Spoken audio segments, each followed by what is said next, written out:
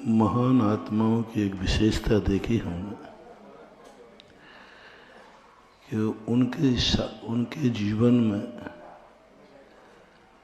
दुख भी आवे, संकट आवे, परेशानियां आवे, वे सारी व्यथाएं कथा बन जाती। कैसी बात। एक पापी जीवन के व्यक्ति के जीवन में दुख आवे तो वो अपराधी बन जाता है। तुच्छ व्यक्ति है, तुच्छ विचार है, स्वार्थी है, वासनालु है। दुनिया को जिसने दुख दिया है उसके जीवन में कभी दुख आता है तो वो अपराधी बनता है, दुर्जन बनता है और जीवन इतना निंदनीय हो जाता है कि उस मार्ग पर तो क्या उसका नाम भी कोई नहीं लेना चाहता। लेकिन जो दुनिया के लिए जी रहा हो, जिसने सौ और पर को कभी दुख नहीं देने का भाव किया हो, जो सदा दूसरों को सुखी देखने की जिसकी आदत हो, सदा धर्म की ध्वजा को ऊंची फहराने का भाव करता हो, ऐसे व्यक्ति को यदि दुख आ जाए, लोग दुनिया उसे दुख को कथा बना देती है, कथा बना देते हैं। यदि ऐसे अपराधी को व्यक्ति को जेल हो जाए तो वह जेल भक्तांबर पाठ बन जाता है।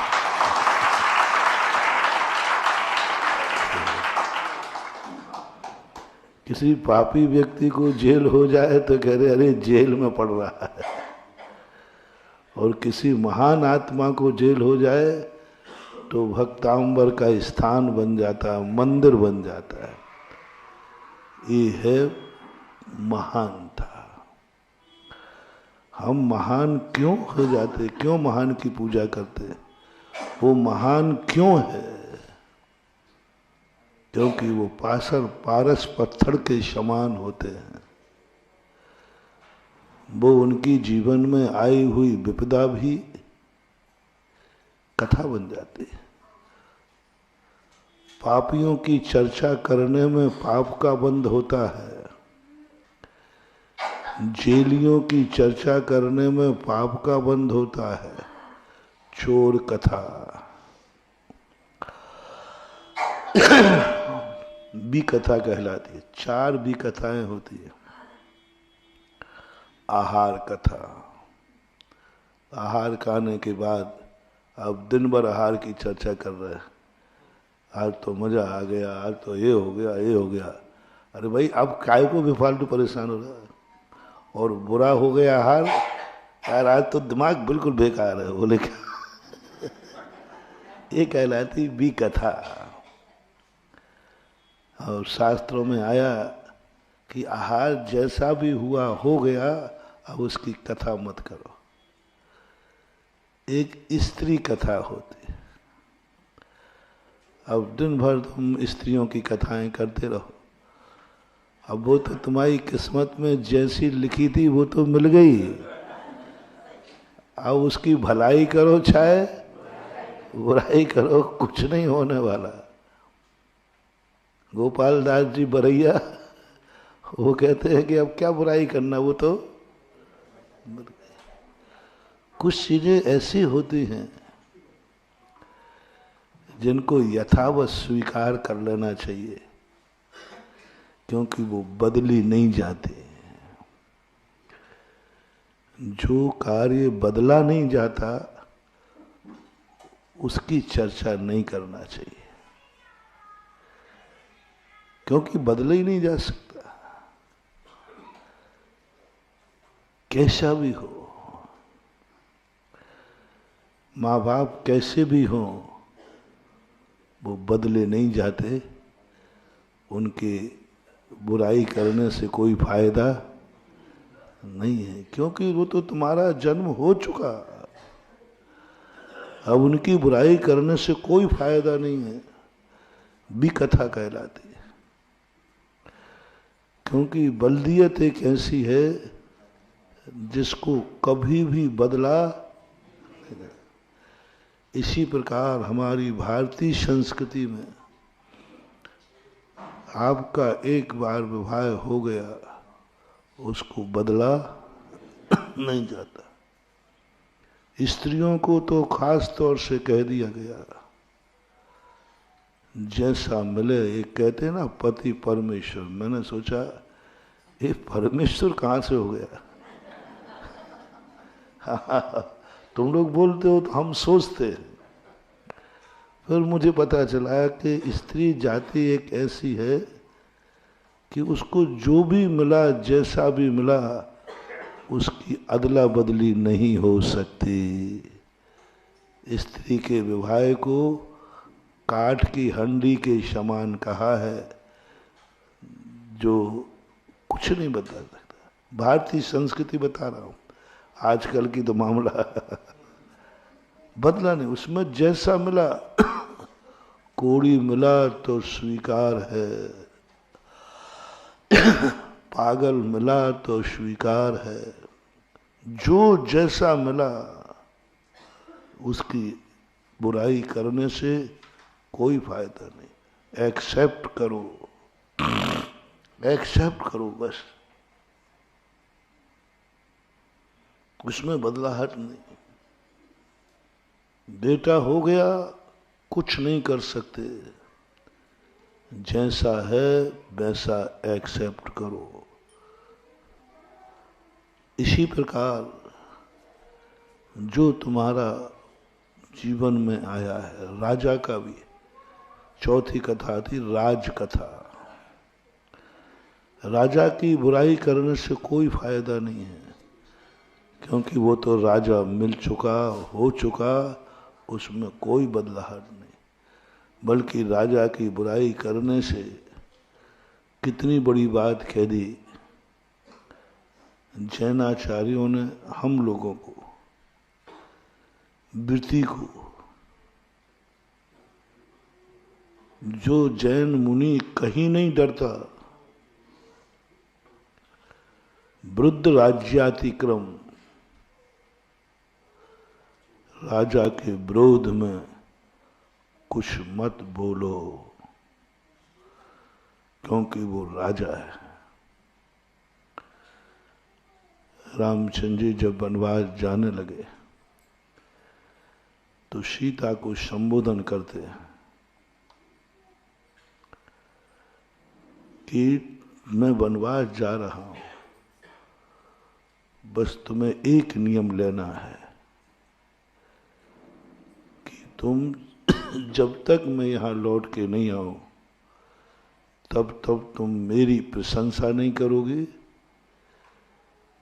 और राजगद्दी पर जो मेरा भाई बैठेगा उसकी बुराई नहीं करोगे,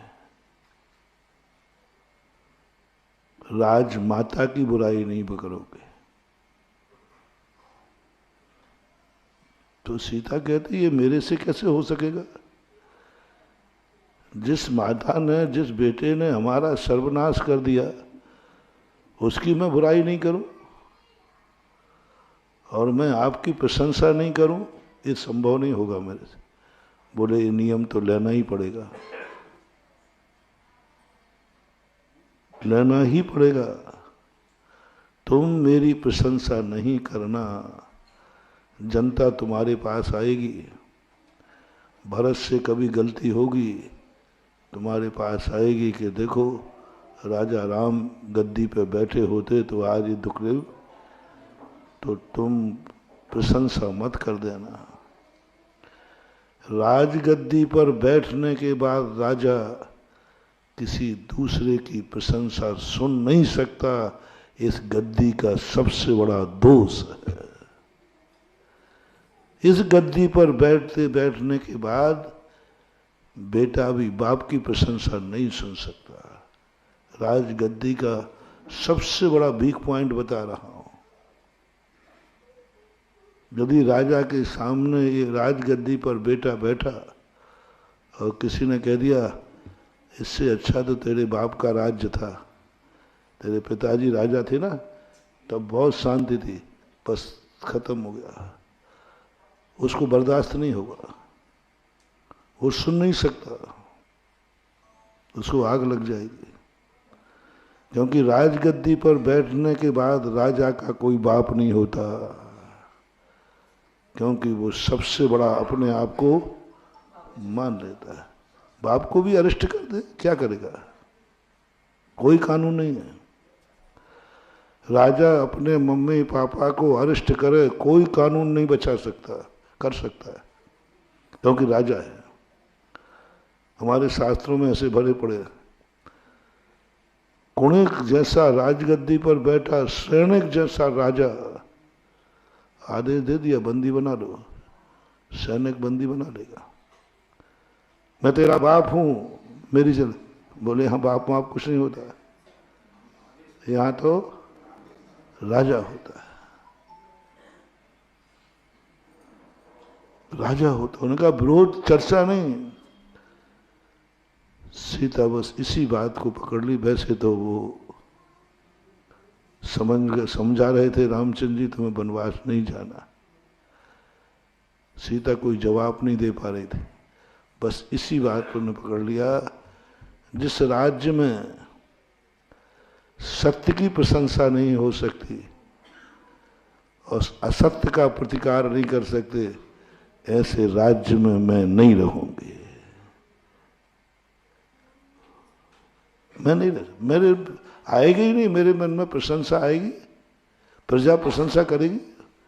प्रजा को भी रामचंद्र जी ने यही आशीर्वाद उपदेश दिया, जब तक मैं यहाँ नहीं हूँ कोई भी प्रजा राजा के सामने मेरी प्रशंसा नहीं करेगा। प्रजा का अंतिम संबोधन था ये रामायण के अनुसार।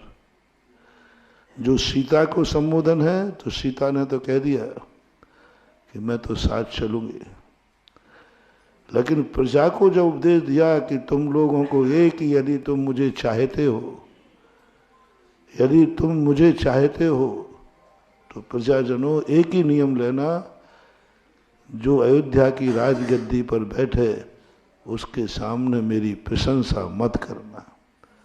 कितने ही दुख आवे, लेकिन ये मत बोलना काश आज राजा राम होते तो ये नहीं होता, ये शब्द नहीं बोल रहा। प्रजा भी कह दिया कि साहब ये तो नहीं हो सकेगा, मैं भी साथ चलूंगा, मैं नहीं रहूंगा, आपकी प्रशंसा किए बिना मैं जी नहीं सकता, और आप जैसा राजा कोई हो नहीं सकता, और राजा गलती करेगा मैं आपकी प्रशंसा चर्चा नहीं करूं, हो नहीं सकेगा। बोले नहीं, तुम लोग नहीं जानते हो राजनीति, ये प्रशंसा तुम्हारे लिए संकट का कारण बन सकती है, संकट का कारण बन सकती है। क्योंकि राजा से बड़ा कोई भी नहीं, महाराज भी नहीं, साधु भी नहीं। कानून में साधु बड़ा नहीं है, कानून बड़ा है, कानून बड़ा है। साधु मानू ने अपनी श्रद्धा भक्ति में है। यहाँ तक कि कानून की दृष्टि में भगवान भी बड़ा नहीं है, कानून बड़ा है। भगवान को भी कानून बड़ा है। देख लो रामचंद्र जी को किसकी बात मानना पड़ी? कानून की, कानून की बात मानना पड़ी। वचन दिया है और जो वचन है वो आप लीजिए। कानून की बात में रामचंद्र जी को वनवास जाना पड़ा, कानून की बात में कृष्ण को जेल में जन्म लेना पड़ा। इतना बड़ा चक्रवर्ती जेल में कुछ नहीं है महानुभाव। कानून जिसके हाथ में है उससे बड़ी शक्ति दुनिया में कुछ हो नहीं सकती। प्रजा ने कह दिया ठीक है मैं चलूंगा तुम्हारे साथ। अब रामचंद्र जी घबरा गए। अब जंगल में हमारी खुद की व्यवस्था होना मुश्किल है, और उसमें लक्ष्मण और पीछे लग गया। चलो पुरुष लग जाए तो लग जाए, एक जनाना सवारी और हो गई। 100 पुरुषों की यात्रा, इतनी परेशानी का, यदि एक जनाना सवारी हो तो आफत है। रामचंद्र जी ये कहते हैं जनाना सवारी, और बोलो जंगल में जो जितने कष्ट आए किसके कारण आए? जनाना सवारी से। यदि दोनों ही भाई होते ना तो इतना नहीं, वो जनाना सवारी ने गड़बड़ कर। एक जनाना सवारी और 2 महावीरों को संकट में डाल दिया। यही पांडवों का हो। 5 पांडवों को वनवास हो जाता तो कोई बात नहीं थी, लेकिन एक जनाना सवारी थी द्रौपदी। द्रौपदी जनाना सवारी ने अपहरण करके कहाँ धात की खंड में जाकर अपहरण करा दिया।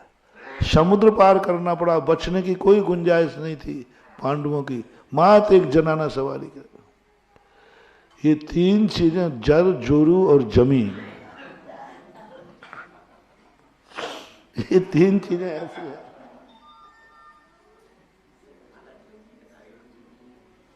जिस पर महाभारत क्या कितने बड़े बड़े युद्ध हो गए।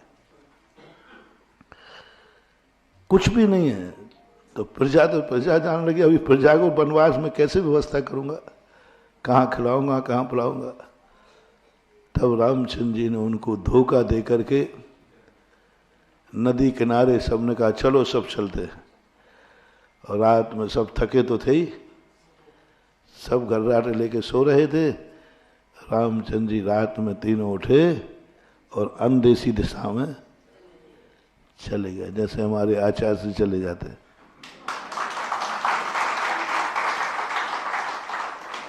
कोई मतलब नहीं, पूछे पाछे नहीं, इतने भटकते हमारे आचार्य श्री। तो हम लोग कहते महाराज जी देखो पहले पूछ लेते तो भटकते तो नहीं। बोले भटकने के तो मजा है।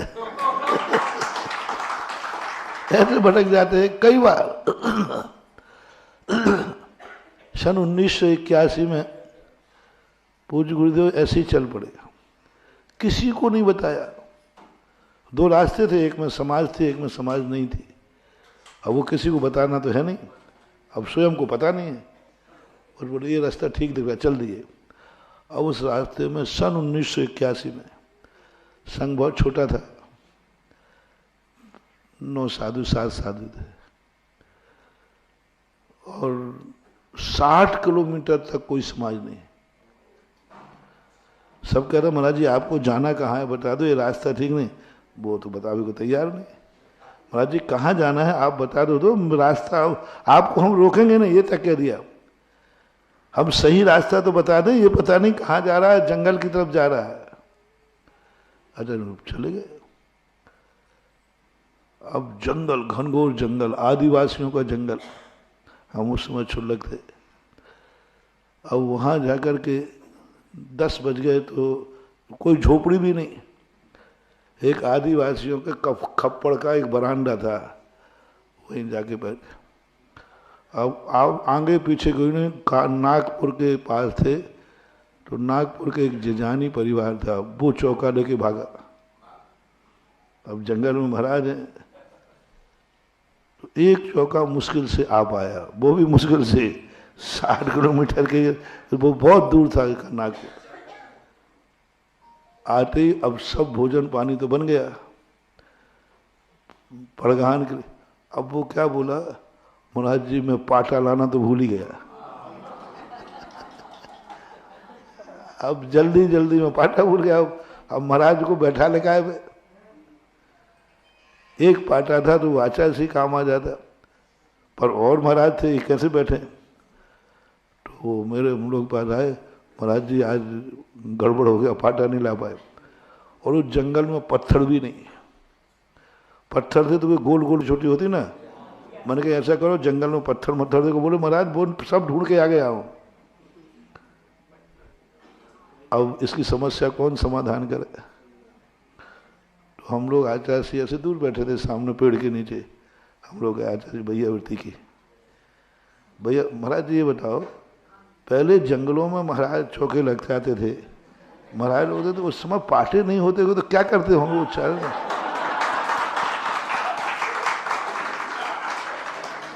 और आचार्य जी में पैर दबा रखो, सीधी पूछ नहीं सकते हो, तो बोले क्या करते होंगे उस समय? सो आचार्य जी ने क्या किया, वहीं मिट्टी रखी थी, मिट्टी ऐसी मिट्टी उठाई इतनी सी, और बोले ये हो गया ना उच्चासन।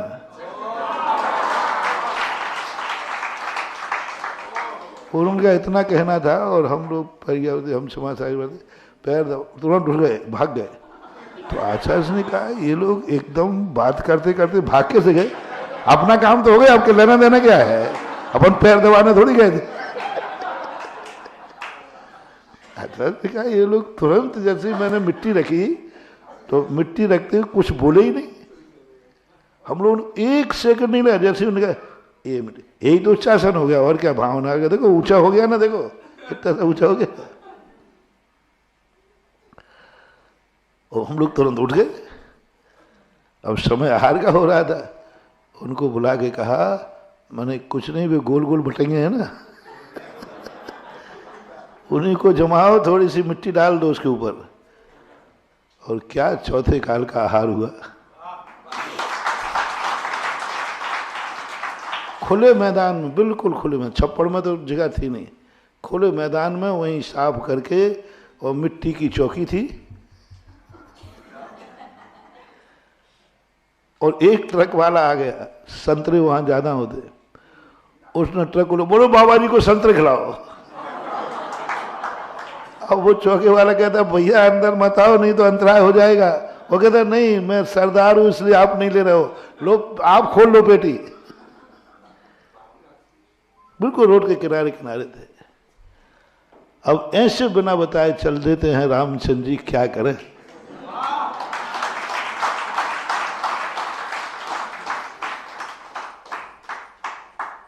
एक बार आहार करके ही चल दिया।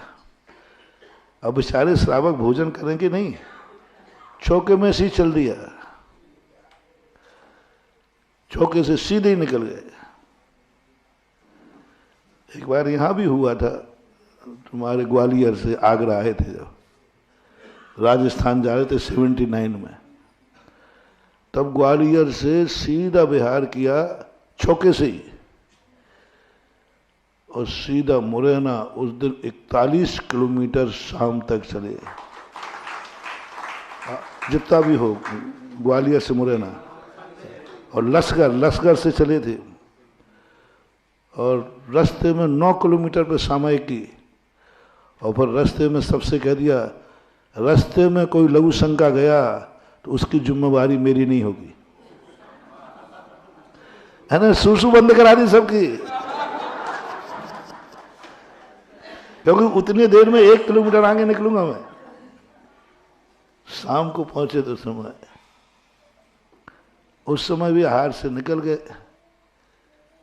अब कोई रास्ता बताने वाला नहीं, एक बाहर का व्यक्ति था, उसको भी पता नहीं। अच्छा, एक छोरा बोले इससे पूछ लो, राहगीर था, एक बकरी चराना, भैया हीवर खेड़ का रास्ता कहाँ जाता है? तो बाबा जी चले जाओ सीधे। और सीधा रास्ता बताने के बाद वो बहुत जोर से हंसा। तो मैंने कहा आचार्य जी वो हंस रहा है, कहीं ऐसा गलत रास्ता तो नहीं बता दिया? तो आचार्य जी अपन ने उसका क्या बिगाड़ा जो गलत बताएगा? वो हमारे दिगंबरत्व पे हंस रहा होगा, नग्न रहता ना, इस पे हंस रहा होगा। और उसने गलत रास्ता बता दिया।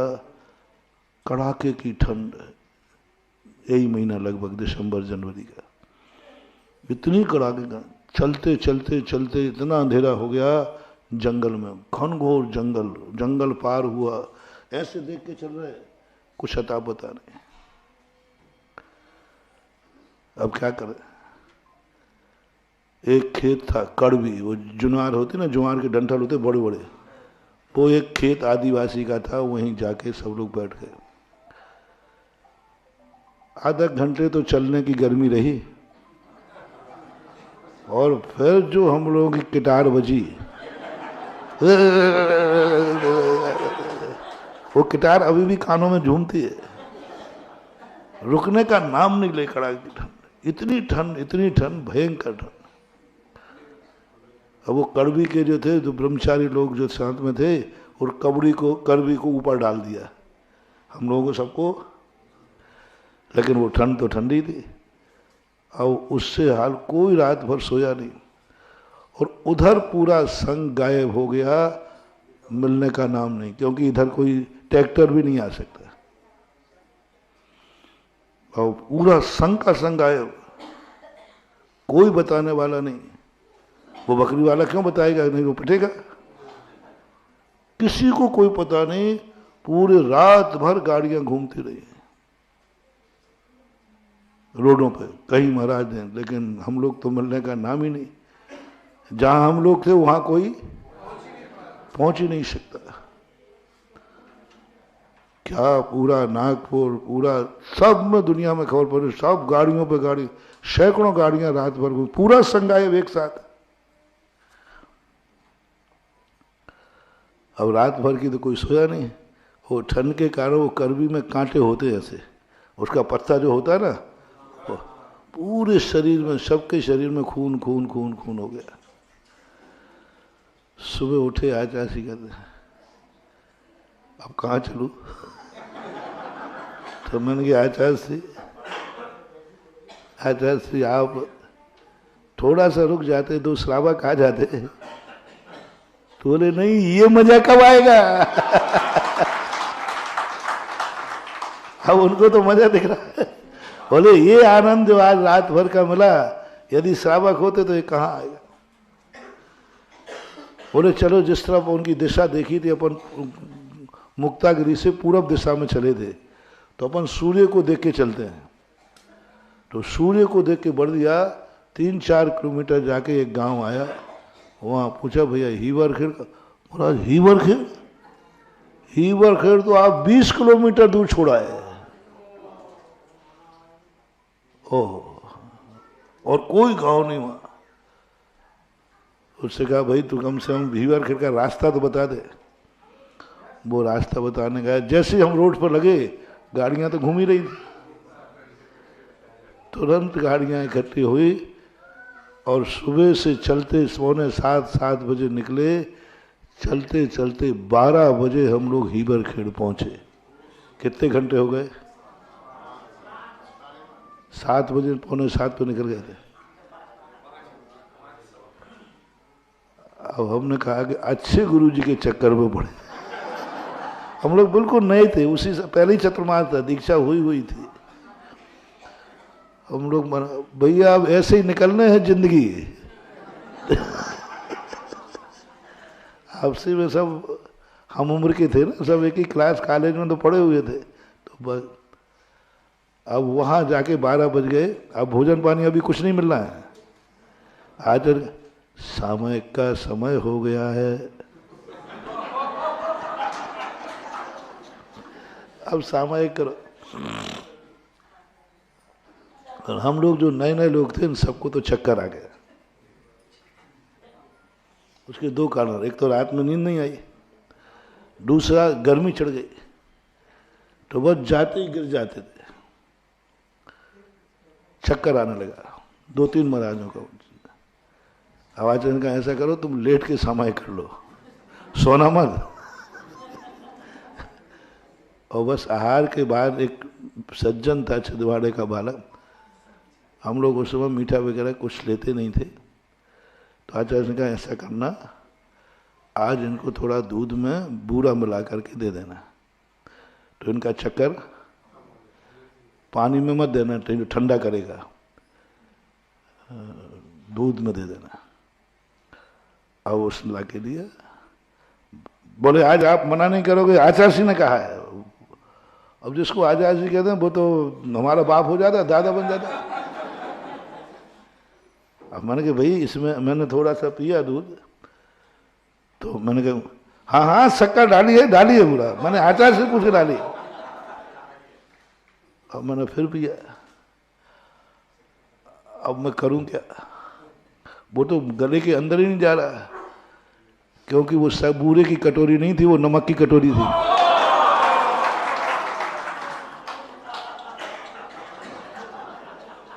सन 1981 का संस्मरण याद आ गया आज। अब मैं कहूँ, वो कह रहा हाँ हाँ मैंने डाला है। अरे मैंने कहा तेरे बाप मैंने नमक डाला है कि क्या डाला। अब हालत ये है कि यदि मैं नीचे डाल देता हूँ, अब मैं नया मुल्ला था तो नवाज जाना पड़े, तो मैंने कि अंतराय करना पड़ेगा, क्योंकि हाथ में दी हुई वस्तु नीचे नहीं डाल सकते, ऐसा हमें मालूम था। तो अब वो नीचे डाल नहीं सकते कि भाई डाल करके या तो अंतराय करो या पियो। दो ही रास्ते मेरे पास थे, या तो अंतराय कर दूं और या पियो। अब तुम बताओ, एक कटोरे दूध में, चुल्लक जी कटोरे जैसे है ना, एक में कटोरा भर आप नमक डाल के दिखाओ, फिर कोई पी के दिखाओ तो जाने। और अंतराय करूं तो अभी एक स्थिति खराब हो रही थी, तो जैसे तैसे पिया, लेकिन पछने का तो सवाल नहीं। जैसे पिया, पूरे ही नहीं पिया, उसमें उल्टी हो गई। उल्टी होती बमान हो गया, अंतराय हो गया। तो आचार्य से बोले क्या हो गया? बोले अच्छा ये तो सब आपकी कृपा है। हमने आचार्य से कहा तो मुझे सब आपकी कृपा है। तो बोले मेरी क्या कृपा, मैंने तेरे लिए अच्छे के लिए कहा था, अब तेरी किस्मत ही खराब थी कि पूरा नमक बढ़ गया, मैं क्या करूं। आचार्य ने बहुत मजे लिए। देखो ये कहलाता है, मैंने नियम तोड़ाया इसका और इसका भला भला सोचा, लेकिन किस्मत विपरीत होती है, तो बूढ़ा के स्थान पे क्या डल गया? नमक डल गया। और दोनों एक से दिखते हैं, दोनों एक से दिखते हैं। लेकिन अब आचार्य से तो आचार्य बिना पूछे चल देते हैं। बहुत बार ऐसा होता है। अभाना के अंदर बैठे थे हम लोग, सब स्वयंभू पढ़ रहे थे। आचार्य से उठे, कमंडल लेके चल दिए। तो हम लोगों ने समझा कि शायद शौच जा रहे होंगे, जल्दी शौच जा रहे होंगे, तो इसलिए चलो, हम लोग अपनी भक्ति कर रहे थे, आ जाएंगे लौट के। एक लड़का साथ हो, कोई साथ नहीं। अब वो आचार्य से कहते, वो लड़का कहते महाराज जी अब कहाँ जा रहे हो? महाराज जी शौच का स्थान तो ये निकल गया।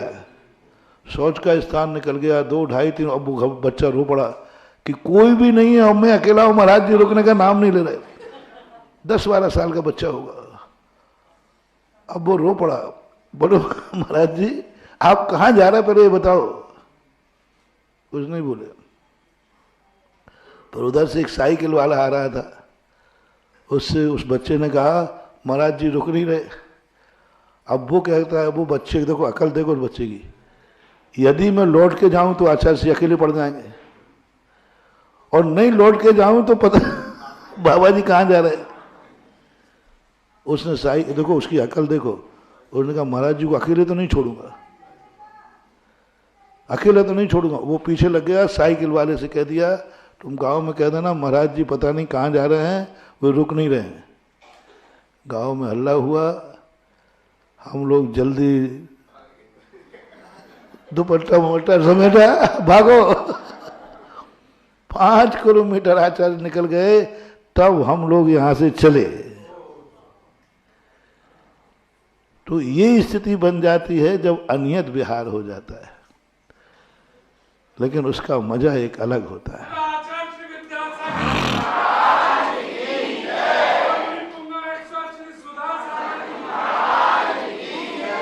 ये वीतरागता का चरम लक्षण है कि संग से भी उनको मोह नहीं।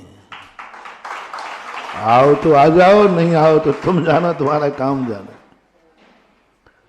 हमारे संग में आचार्य से कभी किसी को भोजन नहीं हो तो कोई व्यवस्था नहीं करते। शुरू में 5 ब्रह्मचारी थे। पहले ही चतुर्मास हुआ वहाँ मुक्तागिरी में, हमारी दीक्षा के बाद पहला चतुर्मास। रास्ते में महाराज लोगों को तुम पड़गान कर लेते हो, ब्रह्मचारियों को तो कई बार पूछते ही नहीं। महाराज का पड़गान हो गया, हम लोग आज, और 5 ब्रह्मचारी कमरे मंदिर में बैठे, कोई लेने नहीं आया, कोई लेने नहीं आया। अब 12 बजे जब आचार्य से लघु शंका को निकले तो ब्रह्मचारी मंदिर के दरवाजे बैठे थे। बोले क्यों ब्रह्मचारी यहाँ क्यों बैठे? बोले अभी कोई आहार को बुलाने नहीं आया। देखना हम भी साथ में थे, मतलब ब्रह्मचारी नहीं, हम चुल्लक थे। तो आचार्य श्री ने ये नहीं कहा हम लोगों से कि इन ब्रह्मचारियों को भिजवा दो कहीं, नहीं। श्रावक खड़े, उनसे नहीं कहा ब्रह्मचारियों को ले जाओ। क्या कहते हैं, ब्रह्मचारी जी 12 बज गए, आधी टाइम तो निकल गई, उपवास ही ले लो। मैंने कहा ये तो भूखों मारेगा सबको। मतलब इतना सा भी नहीं कि किसी से कहते हैं ब्रह्मचारियों को, भले कहते अब 12 तो बजेगी, अब 1:30 बज जाएगा, उपवास ही ले लो, पुण्य लग जाएगा। और कह के आचार्य से लघु संज्ञा चले गए। यानी उनकी निरीह वृत्ति की जो चर्या हमने देखी शुरू से, और वो निरीह वृत्ति ही सबसे बड़ी साधक की साधना होना चाहिए।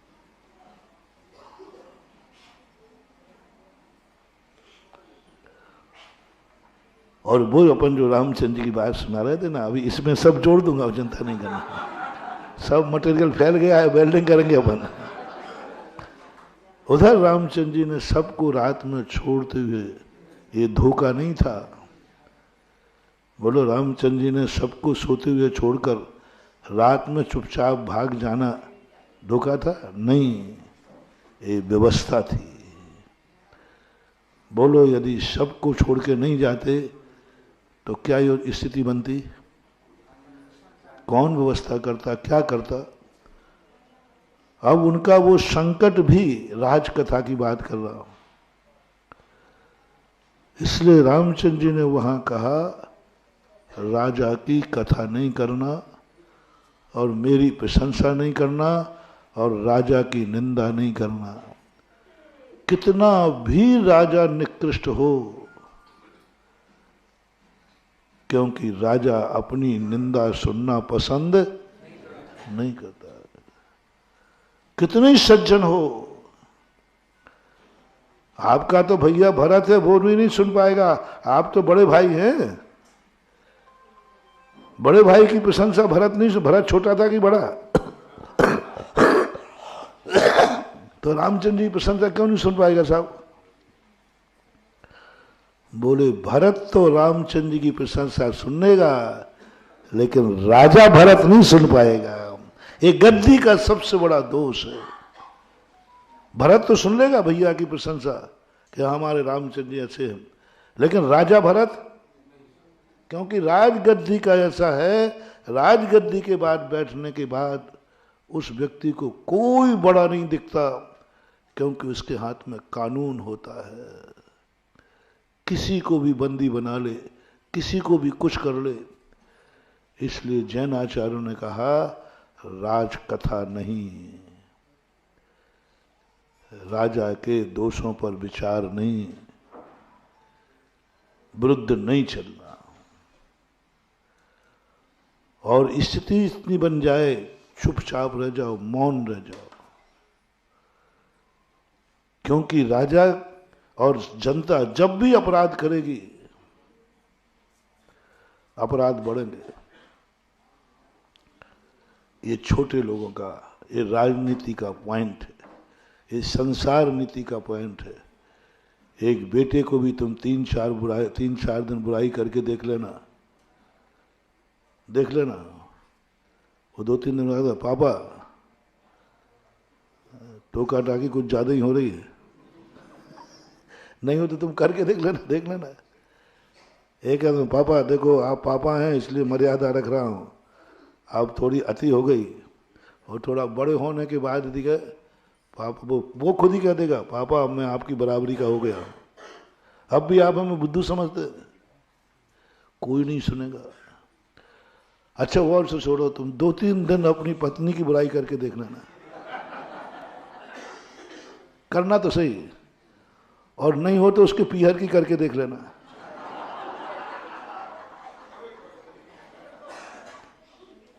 तुमने पीहर की बुराई देखो, तुम्हारी यहां कलाई खोल रहा हूं, तुम इतने बुद्धू हो। पुरुष सब जगह, इसी जगह पुरुष की निंदा है। पुरुष अपने माँ बाप की बुराई, अपने भाई की बुराई महिला से सुन लेगा, सुनते ही है। माँ बाप की बुराई करे, तेरी माँ की, तुम्हारी माँ की बुराई यदि तेरी पत्नी करे ना, तो आप चुपचाप रहते हो। हाँ है अब थोड़ी हमारी मम्मी है, बूढ़ी हो गई है, ऐसा कह के टाल दोगे। तुम इसकी मम्मी की बुराई करके देख लो, इसके भैया की बुराई करके देख लो, और तुम्हारे भाई की 100 बार बुराई करती है, लेकिन तुम इसके भाई की बुराई करके देखो, तुम करके देखना ही कर। हाँ, पर उस दिन का उपवास मेरे से ले लेना।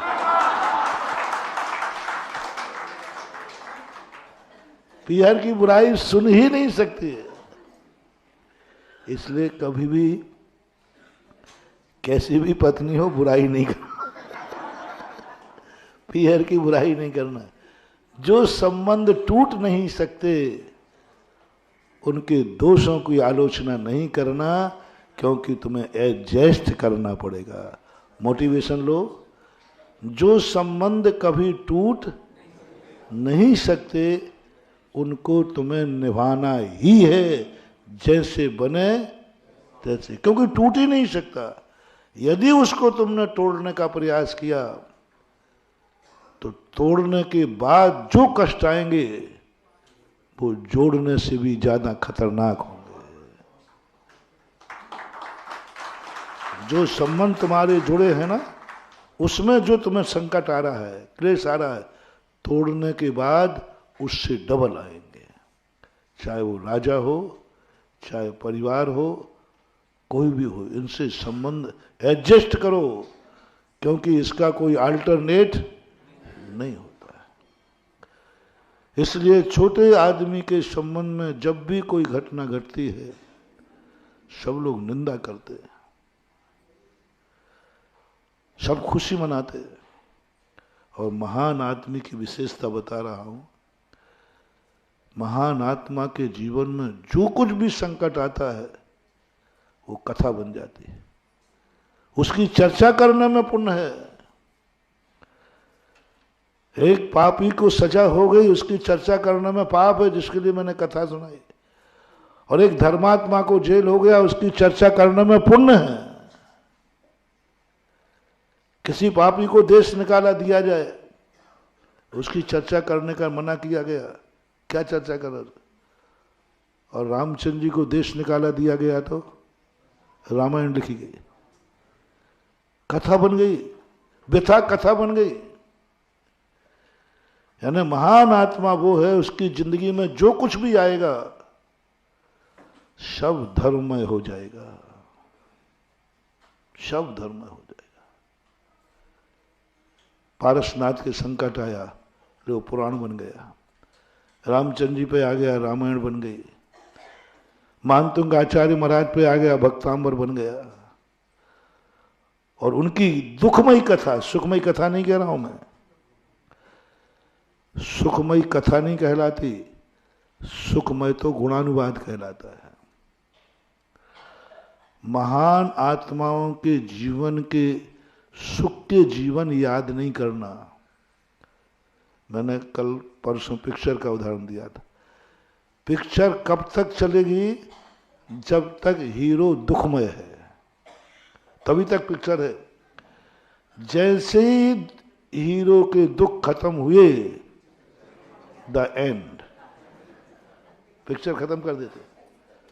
अब मैं सोचता हूं कि अभी तो उसके थोड़े देर 4 दिन अच्छे आए, पूरे 3.5 घंटे, 3 घंटे होते, 2.5 घंटे, 3 घंटे तो बेचारा संकट ही संकट में पड़ा रहा। अब जैसे ही खलनायक मरा तो अब वो शांति से जिएगा, वो तो कथा बताओ, नहीं, खत्म।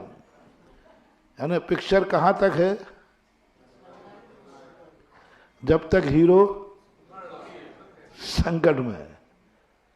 पूरी पिक्चरों के हाल यही है। रामचंद्र जी की पूरी कथा हमने देखी वैष्णव दर्शन में, पूरे संकट की कथाएं हैं। और जैसे ही अच्छे का दिन आया, तुलसीदास कहते अब क्या लिखना। है ना, महान आत्माओं के लोग अच्छी बातें लिखनी नहीं चाहते, तुम्हें भी पसंद नहीं है। सुख के दिन तुम्हें पसंद नहीं है, सुखी साधु तुम्हें पसंद नहीं है, सुखी भगवान तुम्हें पसंद है। 24 तीर्थंकर सब सुखी रहे, उनको तुम पसंद नहीं करते। कौन पसंद है? क्यों गए? क्यों? क्या बात है, क्या बात है? हमें ये बता दो, पारसनाथ में हमारे पुष्पदंत महाराज में क्या अंतर है बताओ? पुष्पदंत भगवान है क्या? पुष्पदंत भगवान को यदि कम रेट में भी देवे ना, और पारसनाथ का हम रेट बढ़ा देवे, तो कंपनी वाले करते हैं, वो लकी नंबर होता ना, साहब मुझे तो यही लकी 888888, तो कंपनी वाला में कुछ ज़्यादा कुछ नहीं ना, इसको लकी नंबर है, उसका रेट बढ़ा देते हैं। लकी नंबर चाहिए, 2 महीने बाद मिलेंगे, 2 लाख ज़्यादा लगेंगे। तो अपन भी ऐसे ही करते कभी। पुष्पदंत भगवान, श्रेयांसनाथ भगवान, विमलनाथ भगवान, अजित संभव आदि भगवान, इनमें क्या कमी है ये बता दो। और पारसनाथ में क्या अनंत सुख वो भोग रहे, सबके समोषण एक समान थे। इतना भेदभाव तुम लोग क्यों करते हो? कुछ नहीं मिला, मुझे तो कुछ नहीं मिला, बस एक ही मिला, उनके जीवन में संकट नहीं आए, इनके जीवन में। और तुम्हें वो भगवान चाहिए जिस पर संकट जम के आए हो। अब हम लोगों को यदि तुम्हारी पसंद बनाना है तो पहले हमें क्या करना पड़ेगा? अरे पिक्चर हिट तो करनी है, अब कैसे करें? अब पिक्चर हिट करने के लिए निर्देशक हीरो की दुर्गति कराएगा, क्योंकि जब ही चलेगी पिक्चर। और यहां भी यही देख लिया मैंने, तुम्हारे मंदिरों में देखे चित्र बनते हैं, एक भी सुखी साधु के चित्र नहीं बनते। किनके बनाओगे? जिनको घानी में पेला गया, उन 700 मुनियों को जिनको आग में डाला गया, उनको जिनको शेरनी खा रही है। अरे वो महाराज भी तो है जिनको कोई एक धूल भी नहीं फेंकी किसी ने, उनकी फोटो एक मंदिर में नहीं मिलती। मिलेगी वो महाराज बैठे हैं और शेरनी खा रही है, शेर झपट रहा है। आखिर तुम लोग क्या नियत चाहते क्या हो तुम्हें तो बताओ। उन्हीं का चित्र बने, ऐसा कोई मंदिर नहीं होता जिनमें। अच्छा, सतियों में कोई अच्छी सतियां नहीं हुई क्या जिनके जीवन में संकट नहीं आए हो? हुए हैं, बहुत सारे हुए। उसी के बनाओगे मैना सुंदरी का, उसी का बनाओगे सती सीता का। शीलवान और भी हुए हैं, नहीं सुदर्शन का बनाओगे। नमोकार मंत अकेले अंजन चोर कोई सिद्ध नहीं था, और कोई महाराजों को भी था, लेकिन तुम्हें तो वही पसंद है ना। इसका रीजन मैंने बहुत दिनों के, बरसों लगे मुझे समझ में नहीं आता कि अच्छे महाराज कोई हुए ही नहीं। जित मंदिरों में देखो उन्हीं महाराजों, कोई शेर खा रहा है, कोई श्यालनी खा रही है, कोई तीर मार रहा है, कोई घानी में पेल रहा है। अरे मैंने कहा ये क्या बात है, कोई अच्छे महाराज हुए ही नहीं जिनके जीवन में कोई संकट। भगवानों को सब देखा तो सब अच्छे ज्यादा हुए, लेकिन तुम्हें पसंद नहीं है। क्यों? अब मैंने इसकी खोज निकाल ली। जितना संकट वाला व्यक्ति होगा उसके दर्शन करने से आत्म शक्तियां जागती हैं, विल पावर जागता है। और जिसका जितना जीवन सुखी होगा शक्तियां सुप्त पड़ती हैं, लोभ जागता है, शक्तियां कम होंगी। पारसनाथ को देखते ही मरने वाला भी जिंदा रखने का भाव करेगा। कितने भी हम विचलित हो गए हों, मैंने प्रैक्टिकल किया, बहुत सारे महाराजों का मैंने चिंतन किया। जब मेरे ऊपर कोई मच्छर वगैरह काटते हैं तो हम भरत चक्रवर्ती का ध्यान करते, तो मन कहता है उनको मच्छरों ने काटा ही नहीं। इतने जल्दी बहाना बनाता है, उनको तो कुछ हुआ ही नहीं। सुखी आदमी इसलिए वो नहीं घबराए। और जैसे सुकौशल महाराज का ध्यान करता हूँ, मन से देख ले मुनि दशा ऐसी होती है, मन कहता अब क्या बहाना बनाऊं। देख ले शेरनी खा रही ना, बोले खा रही है, फिर भी डिग रहे कि नहीं डिग रहे, बोले नहीं डिग रहे। तो तू तो मच्छर में डिग रहा है, बोले नहीं डिगूंगा, सामायिक हो जाती है। 8 राम और हुए, 9 राम होते हमारे यहाँ, लेकिन दशरथ पुत्र राम की दुनिया जिंदा क्यों रखे हुए? एनर्जी है।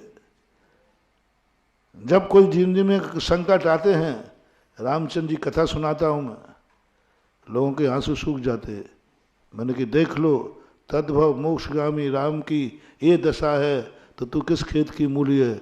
हाँ महाराज, छोटे आदमियों को बड़े लोगों के संकट गिना दो तो छोटा चुप हो जाता है, क्योंकि वो जानते हैं कि संकट बड़ों को नहीं छोड़ रहे तो मुझे क्या छोड़। और कई बार उल्टा हो जाता है। एक बहुत अच्छा जोक है। एक प्लेन पापा के पैर पे से स्कूटर निकल गया तो चोट लगी। बेटा स्कूल से, पापा क्या होगा? बेटा बेटा मेरे पैर पे से स्कूटर निकल गया।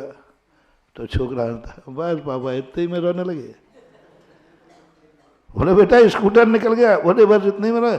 कल मैं छत पे बैठा था, मेरे ऊपर से प्लेन निकला था, मैं तो नहीं रोया।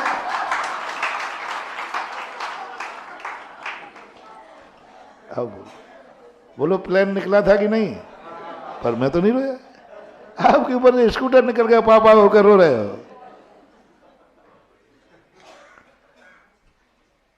जीवन का एक बहुत बड़े रहस्यमय, उसके जवाब में कितना बड़ा जवाब छुपा हुआ है कि बच्चे को बताते समय ये नहीं बोलना कि स्कूटर ऊपर से निकल गया है, ये बोलना स्कूटर भिड़ गया है। नहीं तो वो तुम्हारी मजाक उड़ा देगा। महान आत्माओं का लक्षण इसलिए वे महान नहीं हैं कि उनके पास गुण है, इसलिए महान नहीं है कि वो भगवान हैं, इसलिए महान नहीं है कि हम साधु हैं, इसलिए महान है कि उनकी जिंदगी में आया हुआ हर संकट कथा बन जाता है। उनकी जिंदगी में आई हुई हर दुर्घटना पुराण बन जाती है।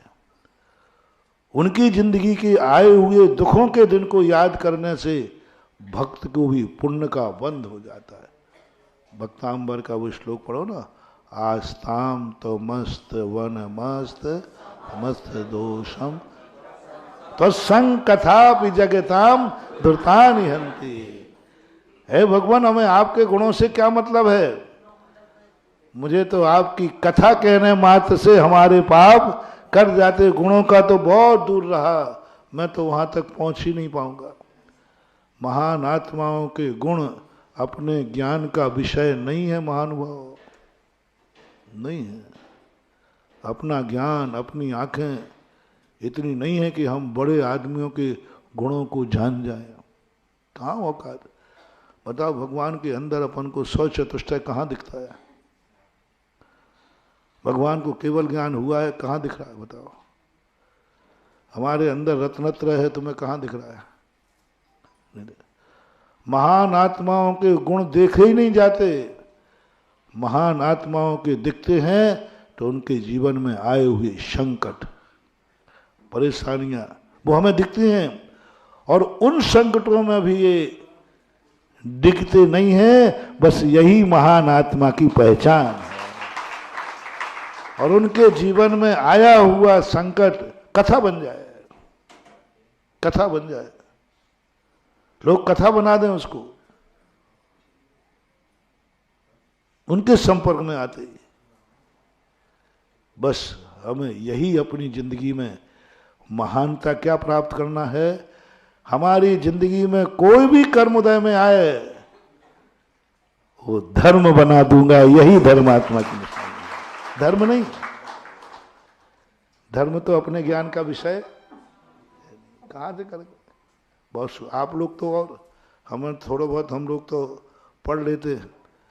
आप लोग धर्म को बिल्कुल भी नहीं जानते, कुछ भी नहीं जानते, आप धर्म कुछ भी नहीं जानते। बस आप एक बात जान जाओ कि तुम्हें उन्हीं भगवानों के जीवन को सोचना है कि इनके जीवन में कर्म का उदय आया, लेकिन उन्होंने कर्म को किस में बदल दिया? 2 दिन का प्रवचन चल रहा अपना, उसी भूमिका थी आज। धर्म में परिवर्तन करो। कितना कर्म को, कोटि 18 घोड़े छोड़े 84 लाख हाथी इत्यादि जग संपत्ति छोड़ी जीर्ण तृणसम। क्या बात है महानुभाव। ये 14 रत्न किसने दिए थे? कर्म ने। अक्षय निधियां उन्होंने कहा लो मैं इसको धर्म बदलता हूं, छोड़ दे। धर्म में बदल दिया उन्होंने सारे कर्म को। कितना पुण्य था उनका, कितना था। ये राजा महाराजा जितने होते हैं ये और कुछ नहीं करते महानुभाव, इनकी प्रशंसा क्यों होती है? एक गरीब आदमी दीक्षा लेवे उतनी प्रशंसा नहीं होगी। शास्त्रों में कोई गरीबों के मुनि दीक्षा ली मिला ही नहीं मुझे। ली तो होगी, वर्णन किनके मिले? क्यों? अरे गरीब ने भी कोई लिया होगा, ऐसी बात नहीं, लिए हैं, लेकिन अमीर की चर्चा करेंगे साहब। क्यों? गरीब तो पाप को, गरीब तो अशुभ कर्म को धर्म में बदल रहा है, अमीर पुण्य कर्म को धर्म में बदल रहा है।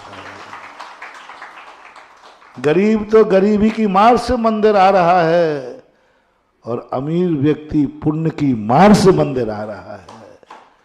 गरीब घबरा के आ रहा है मंदिर, महाराज बचाओ, बहुत कर्म के उदय हैं, बहुत बुरा उदय है महाराज जी, बहुत ऐसा कर्म पीछे पड़ा जिस माटी सोने को छू वो माटी, इसलिए वो दौड़ा आया, भाग के आ रहा है। चलो मंदिर चलते हैं, महाराज के पास चलते हैं, क्योंकि वो ये होता है कि नहीं? बोलो, दुख में व्यक्ति बेटा माँ की तरफ दौड़ता है कि नहीं? क्यों दौड़ रहा है? क्योंकि उसको बाहर माँ बचाओ बचाओ। ऐसे ही तुम लोग भी जब तुम्हारे बुरे दिन आते हैं दुख में, कहाँ दौड़ते हो?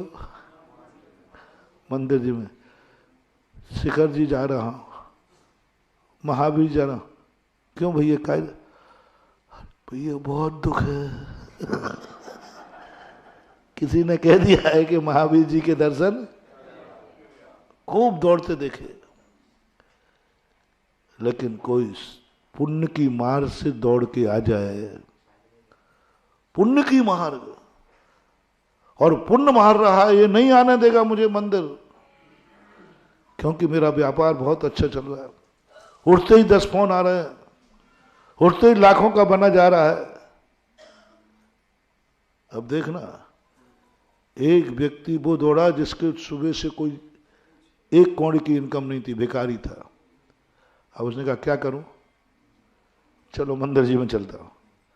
अब एक व्यक्ति कौन आ रहा है? किसको? जिसको टाइम नहीं, उठते ही करोड़ों रुपए का बना जा रहा है, लाखों का बना जाए सामने, इनकम है लाखों की। उस समय तुम्हारे मन में घबराहट हो जाए,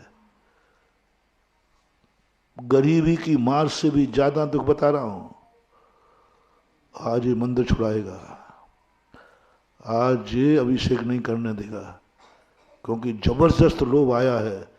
सीधा कितने करोड़ बना दूं? 10-20 करोड़ का प्रॉफिट है, और मंदिर जाएंगे तो ये छूटेगा।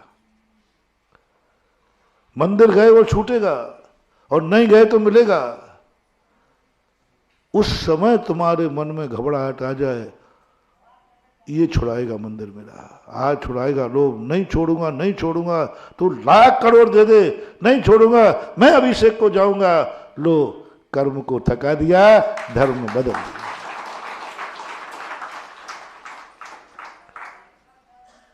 तीर्थंकरों को भी कर्म ने फंसाया। क्या चाहिए तुम्हें, क्या चाहिए बोलो।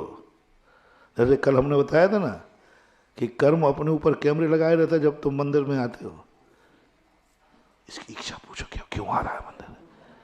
कल पूरा डिटेल था ही। तो कर्म कर लगाए कैमरे, ये मंदिर क्यों आया, इसकी इच्छा पूछो। इच्छा क्या चाहता है, इसका व्यापार धंधा नहीं चलता हो तो चलवा दो।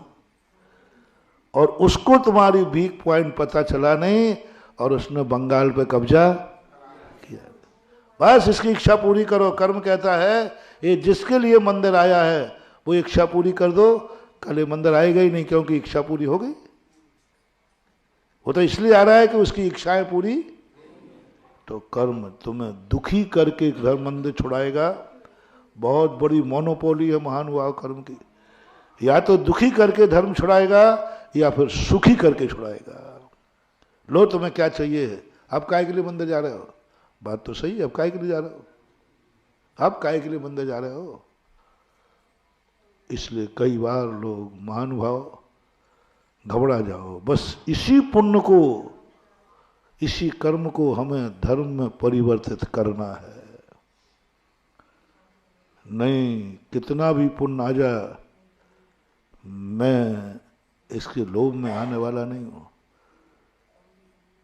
रत्नों की वृष्टि करा दी तीर्थंकर को। और क्या चाहिए तुम्हें, हे लोग कितने रत्न चाहिए, हे लोग तुम्हें जिंदगी भर कभी मरोगे नहीं, वरदान दे दिया। अब काहे को दीक्षा ले रहे हो तुम, किस लिए। माता त्रिशला यही तो पूछती है महावीर स्वामी से, बेटे क्या कमी है घर में, मुझे बतलाना, कमी बतलाओ। क्या कमी है मेरे घर में बता। तू पहले एक बात है, चला जा दीक्षा लेना तो ले ले, बस ये बता दे क्या कमी है बता दे। अब बोलो महावीर क्या कमी बताए अपने माँ बाप में, घर में। तुम तो फिर भी बता दोगे, तुम्हें तो मालूम है। तुम कह दो ये कमी है, ये कमी है। महावीर क्या बताया। माँ पूछती है मुझे कुछ नहीं चाहिए, कल दीक्षा ले तो ले ले, पर ये बता दे यहाँ कमी क्या है तुझे, किस बात की कमी है। मैंने कुछ कह दिया क्या, क्या चाहिए तुझे। महावीर इसका जवाब नहीं दे पाए। महावीर ने एक ही बात कहा, ये भी एक जाल है। मुझे दुख दे करके न रोकने का तरीका नहीं फैल हो गया, तो इस कर्म ने सुख दे करके रोकना चाह रहा है। बोल अब क्या कमी है तेरे पास घर में, अब किस लिए तू दीक्षा ले रहा है। महावीर ने क्या माँ को संबोधन दिया, माँ तू नहीं समझ पा रही है, ये कर्मों की मोनोपोली, ये संसार की कूटनीति, कि इन्होंने जब मेरे लिए बहुत दुख दिए और वो दुख जब मुझे काबू में नहीं कर पाए, तो इसने कहा पुण्य का फांसा फेंको, पुण्य का फांसा फेंको। पुण्य के फांसे में अच्छे अच्छे लोग फंस जाते हैं। और मुझे ऐसे घर में पैदा किया जहां किंचित मात्र भी कमी, मन से भी दुख नहीं, वचन से भी नहीं, काया से नहीं। महावीर के घर में कौन से दुख थे। तब तीर्थंकर इस बात को समझ जाते हैं, इस कर्म की मुझे धर्म से दूर करने की पॉलिसी है। यदि मैं इसी कर्म के चक्कर में मर गया, रावण, यदि मैं इस बार के, हाँ बात तो सही है, कहाँ क्या जाना, काय को मंदिर जाना, काय को पूजा करना, काय को दीक्षा लेना, अपने कर्म का उदय है। मंदिर वो जाएं जिनके दुखी हों, पूजाएं वो करें जिनके दुखी हों, महाराज वो बने जिनको,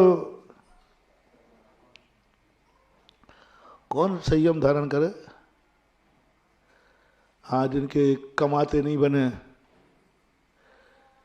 कौन ब्रह्मचारी बदले हुए जिसकी कुंडली मिलाते मिलाते 40 साल हो गए, तो अब ठीक है, अब तो नहीं भैया चलो नहीं मान, नहीं, उसको ठुकराना है जो सब तरफ से तुम्हारे सामने बैठे हैं। महावीर स्वामी के लिए कन्याएं वर वाला लेके खड़ी है, पारसनाथ के लिए नहीं, ये पुण्य का जाल है। बोलो इस कन्या में कमी क्या है? महावीर कहते कमी तो कुछ नहीं है, पर ये मुझे फंसाने का जाल है। ये पुण्य उदय में आ रहा है, मैं किसी प्रकार रुक जाऊं, और इसी कर्म में संसार की सबसे बड़ी पॉलिसी है, इनका मूल नायक है कर्म। और ये एक ही नीति बनाता है, किसी भी प्रकार से जीव धर्मात्मा न बन जाए। इसलिए कर्मों ने एक भी प्रकृति नहीं रखी जो तुम्हें धर्मात्मा बनाता हो, कुछ भी नहीं मानो। कोई दुनिया में ऐसी चीज नहीं जो धर्मात्मा बनाती हो, है ही नहीं। और ये उसने दो रूप लेकर के किसी को पाप के उदय ऐसा ला देगी कि वो मंदिर ही नहीं आ पाएगा, अंधा कर देगा, अंधा कर देगा। और किसी को इतने राग रंग दिखा देगा कि उस राग रंग में इतना हो जाएगा पतंगे जैसा। पतंगा होता है ना, पतंगा जब बिजली पे घूमता है ना, तो उसको दुनिया कुछ नहीं दिखती, क्या दिखता है? इतना आकर्षण दे दिया, इतना आकर्षण, वो सब भूल जाएगा, पतंगा में जा जाके उसे मर जाएगा। कर्म ने भी कहा इसको इतना रूप राशि दो कि इसको देखने के अलावा इसको भगवान के दर्शन करने का भाव ही ना आ पाए, ना आ पाए। करने नहीं देंगे तुम्हें माला फेरने का समय नहीं दे, माली इतना रख देगा, नोट गिन, माला फेर लो साहब, नोट की गिट्टी कह रही है। अब देखना, लोभ देखना, एक गरीब को इतना दुख दे दिया कि बेचारा माला फेर ही नहीं पकता, उंगलियां पैरालिसिस हो गया। और एक अमीर को कर्म ने, संसार ने कैसे रोका? बोले माला फेरना, उसी समय नोट की गिट्टी पड़ गई, अब ठुकराओ बेटा। दो में से एक करना है, या तो नोट गिन लो या माला फेर लो। नोट नहीं गिनो तो नोट जाएगा, माला नहीं गिनो तो माला जाएगी। अब आज हो ही जाए जो कुछ है सो है। आप बता दो, नोट की गिट्टी नहीं गिनी तो वो नोट की गिट्टी चली जाएगी, और माला, नोट की गिट्टी गिरी तो माला चली जाएगी। दोनों में से एक कहानी आती है कि एक व्यापारी था, वो सामायिक करता था, सामायिक, किराने की दुकान थी। अब वो उसने सोचा कोई ग्राहक नहीं है, चलो माला फेर लेते हैं। तो माला फेरने बैठ गया, उसी समय कुत्ता गुड़ की भेली ले गया। अब वो कहता है भेली जाए, भेली पकड़ू तो माला जाए, और माला पकड़ू तो। इसी में करते करते करते करते क्या करूं, भेली को पकड़ूं तो माला जाए, माला अभी पूरी हुई नहीं, और माला फेरूं तो। इसलिए हमारे यहाँ कहा गया, ऐसे स्थान पर माला फेरो जहां गुड़ की भेली ना हो, जहां पर नहीं। तुमने तो सोचा दोनों ही काम हो जाएंगे, दुकान खुली भी रहेगी और अंत में दोनों में हुआ पोई में मरते मरते बात करते करते इतना हुआ, क्या करूं क्या करूं क्या करूं क्या करूं। उसी समय हार्ट अटैक हुआ, मर गया, गुड़ में जाकर के कीड़ा बना। एक कहानी, गुड़ में जाकर के कीड़ा बन गया, क्योंकि यही निर्णय नहीं कर पाएंगे, माला फेरूं कि क्या करूं। अब दोनों में से मेंढक बना इसी बात में लेकर। एक माला जहां सामायिक करने बैठ गया, और उसने संकल्प क्या कर लिया, दीपक में घी था। बोले जब तक ये दीपक जले, पहले घड़ियां होती नहीं थी, जब तक दीपक जलेगा तब तक मैं, और वो जलता रहा, थोड़ा ज्यादा दीपक तो जल गया। उनकी पत्नी को आया, आज इनका बड़ा मन लग रहा है। तो जैसे ही दीपक में घी कम हो, वो क्या करे, डाल देवे। अब घी अंधेर में नहीं बैठ पाए, और जितने बार, और इनको अब प्यास के मारे इनके प्राण निकल रहे। लेकिन संकल्प क्या था, जब तक ये दीपक और वो डाल रहे। अब मना करूं तो सामायिक छूटेगी, और नहीं करूं तो प्यास लग रही। इस ये पोए में अब क्या करे क्या वो। मेरे साथ भी एक बार हुआ है ऐसा। जब गिरनार यात्रा पे जा रहा था, मैं समुद्र में बैठ गया। किसी ने कह दिया घोगा के घोगा कि वहां क्या है, दिन में समुद्र 2 किलोमीटर दूर चला जाता है, और उस समुद्र में हम शौच वगैरह गए। मतलब यहाँ बच्चे क्रिकेट खेल रहे हैं। अरे महाराज आप 4 बजे तो देखना यहाँ पर अथाह पानी होगा। अरे मैंने कहा ये तो देखूंगा।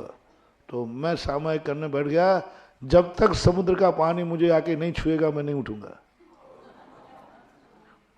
और बस संकल्प करके बैठ गया, मैं आवृत कर ली, बैठ गया। अब थोड़ी देर होते ही देखो कैसी परीक्षा हुई।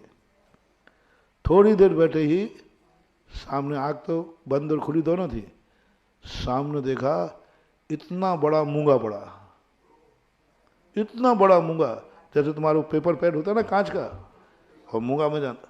अरे मैंने कहा ये तो मूंगा पड़ा है। अब पीछे मुड़ के इशारा करूं तो मैंने नियम ले लिया कि मैं पीछे देखूंगा नहीं, समझ। और 2 मिनट पहले दिख जाता। अब मन ललच रहा है, क्या करूं, बच्चों से कह दूं ये मूंगा उठा ले, या फिर नियम तोड़ू। खूब लालच दिया उसने। 1-2 आता सब बच्चे पीछे बैठे थे किनारे पे, पर मन ने कहा नहीं, आज कर्म जीतता है कि धर्म जीतता है। मेरे सामने देखते देखते वह मूंगा, समुद्र का पानी आ गया, बह गया, और मैं जीत गया। नहीं थोड़ा ही इशारा करना था, वो उठा लो। तो ये चीजें अपनी जिंदगी में आ जाती हैं कि भेली जाए या क्या जाए। अब आप बताओ क्या होगा। माला गिनना है और नोट की गिट्टी गिनना है, और टाइम दोनों का एक ही है। महाराज पूछो नहीं, अब अंदर की बात तो सब जानते हैं।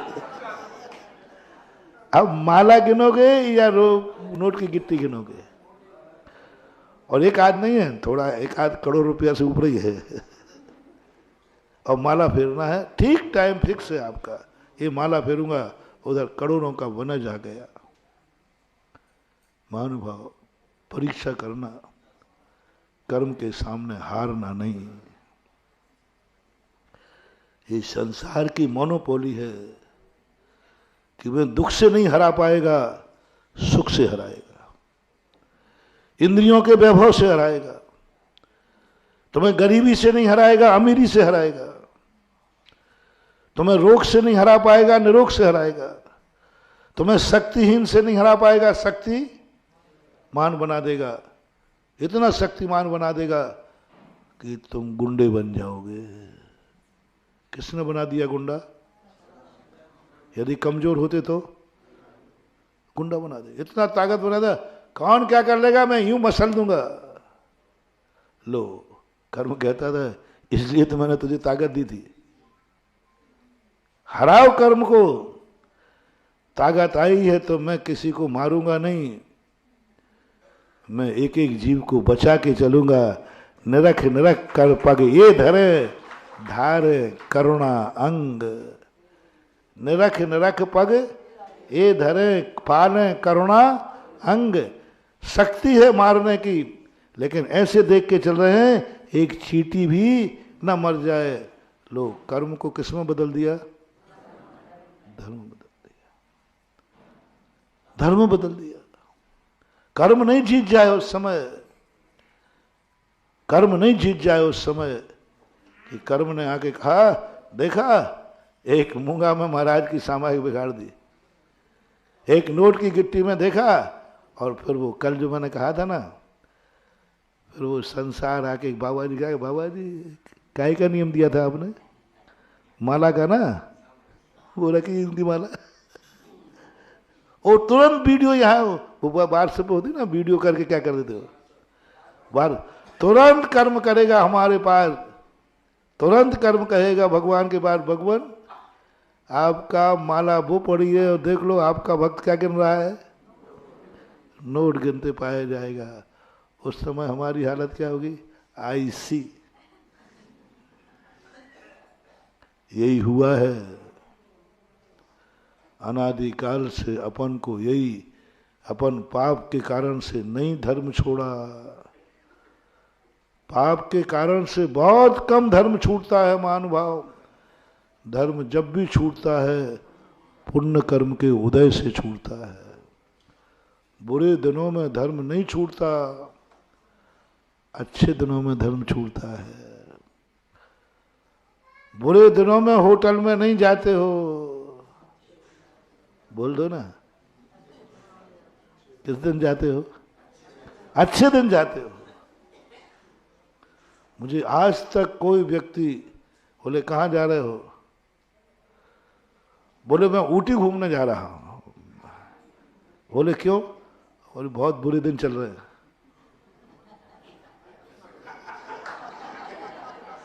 नहीं कोई हो तो भाई तुम बताओ मुझे। बोले बहुत बुरे दिन चल रहे हैं इसलिए सोचा कि चलो। व्यापार धंधा सब चौपट हो गया, कुछ नहीं बचा है सब, तो इसलिए मैं, यदि ऐसा कोई मिल जाए, ओहो, मैं ऐसे व्यक्ति को दर्शन करने के तरस रहा हूं। अब महावीर जी जा रहे हो, कोई रेल में कोई मिल जाए, पूछना क्यों भाई क्या बात है, महावीर जी क्यों जा रहे हो, बोल दो अरे भैया बहुत बुरे दिन चल। यानी तुम धर्म में आए हो तो बुरे दिन में आए हो, और होटल में गए हो तो अच्छे दिन में आए। मैं तुम्हें कोई ज़्यादा परेशान नहीं करूँगा, 4-5 दिन से तो कर ही रहा हूँ, ज़्यादा परेशान नहीं करूँगा। बस इतना ही कहूँगा, होटल में जाना बंद नहीं कराऊँगा, खूब जाना होटल में। बस बस बस दुख के दिनों में होटल में, सुख के दिनों में मंदिर में। बस बस बस बस बस हम जाना कुछ करेंगे ही नहीं गड़बड़। होटल बंद तो नहीं करा रहा हूं ना, देखो कितना सीधा साधु हूं।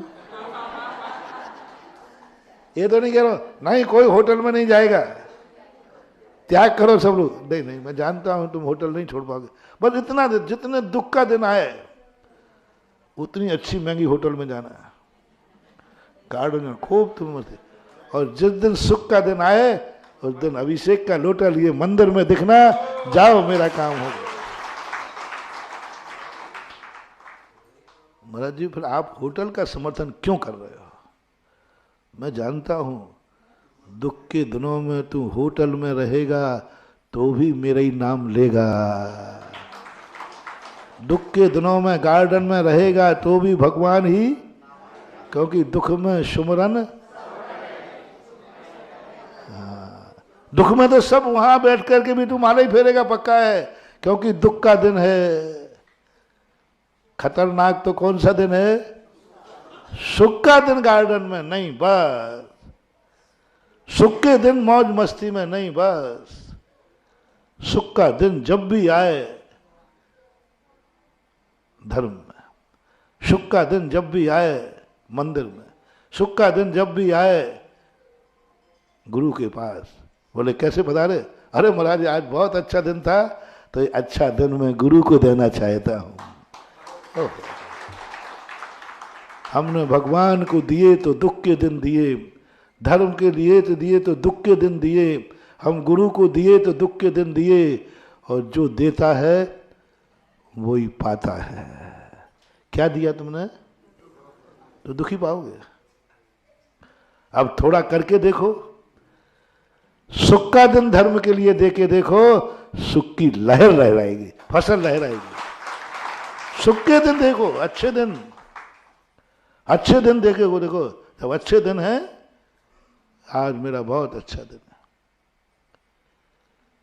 इतना सा परिवर्तन कर लो।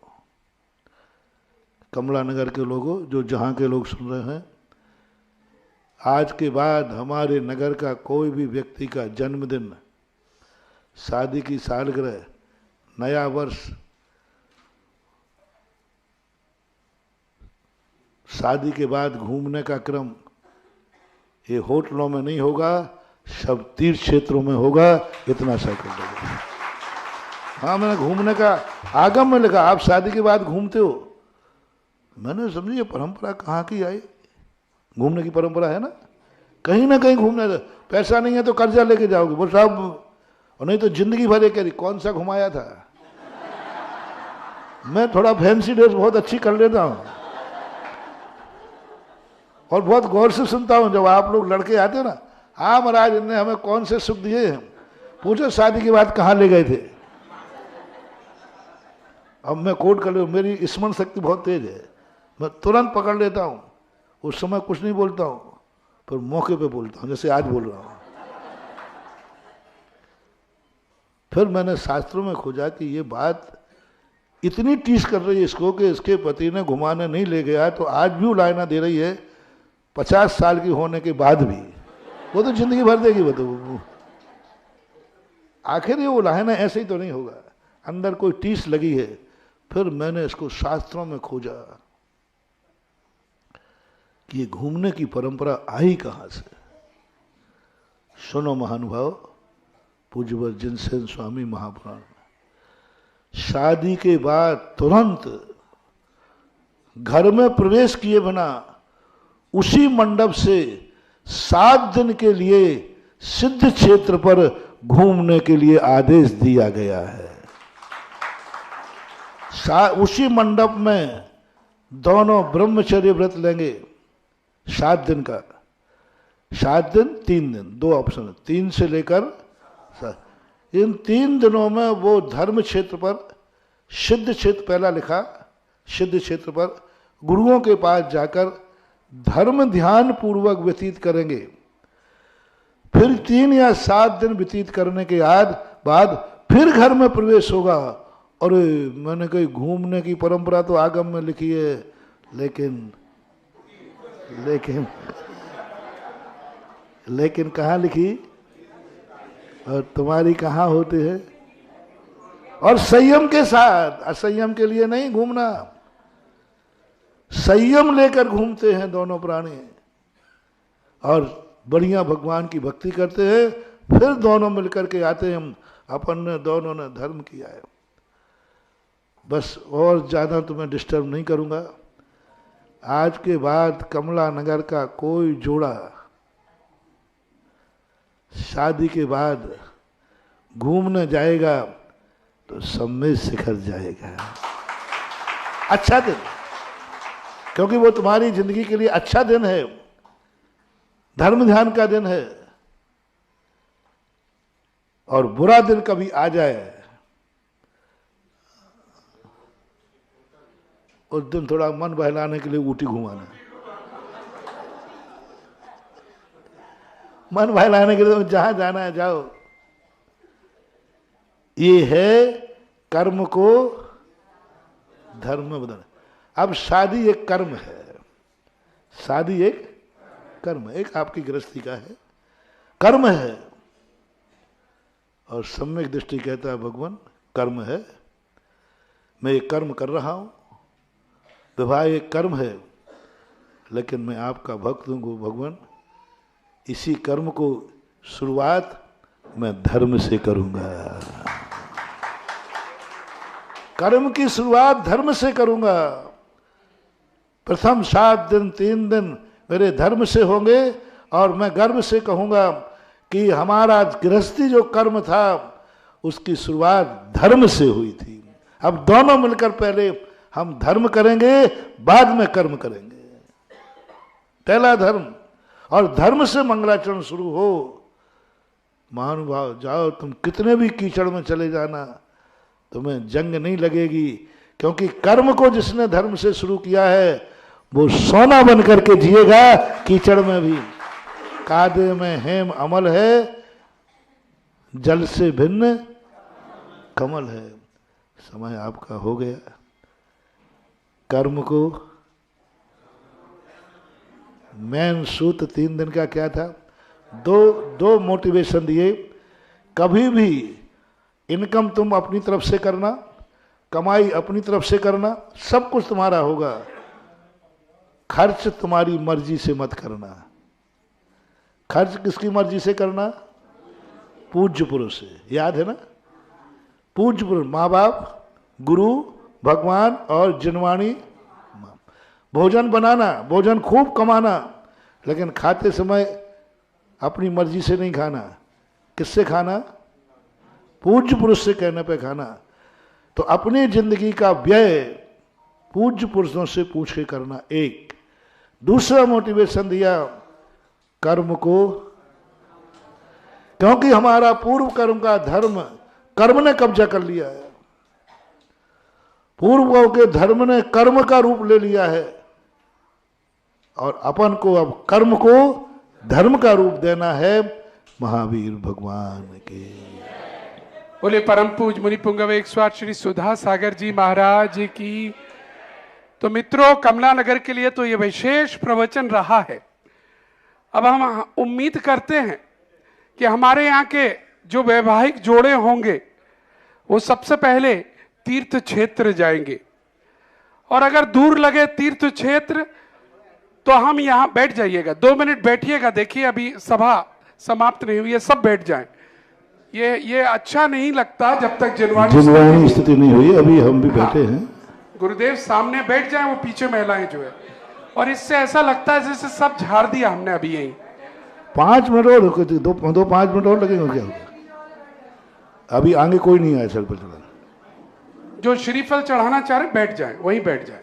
हाँ, तीर्थ क्षेत्र हमें जाना चाहिए, और अगर तीर्थ क्षेत्र बड़ा दूर लगे